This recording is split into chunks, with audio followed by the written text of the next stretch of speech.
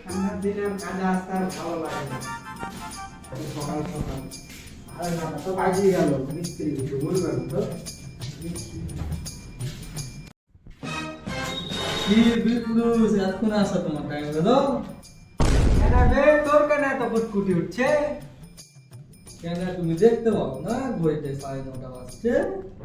আরে মিস্ত্রিও জেনে গেছে 9:30 বাজছে, যাই দেখি কাজে হয়েছে না। না না তোর কাজ হবে না, তুমি মিস্ত্রি করে বলছি। হেড মিস্ত্রি কিছু বলতে পারে না, তোর মিস্ত্রি কি বলবে? চ দেখছি। ও মিস্ত্রি, তোমার রাত করে কাজ হলো, কিছু বলো।